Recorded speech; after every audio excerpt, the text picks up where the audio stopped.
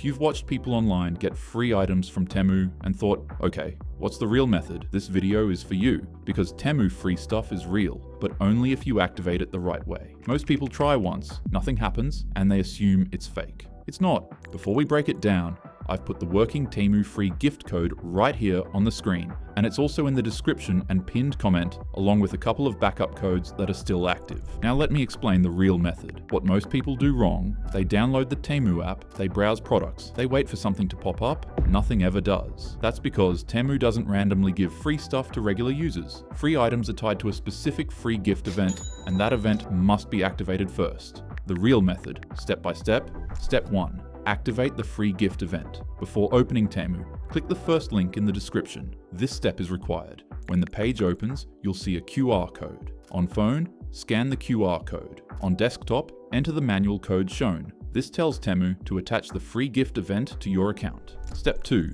Look for confirmation. Now open the Temu app. You should see a progress bar appear on your screen. That bar is confirmation that the free gift event is active.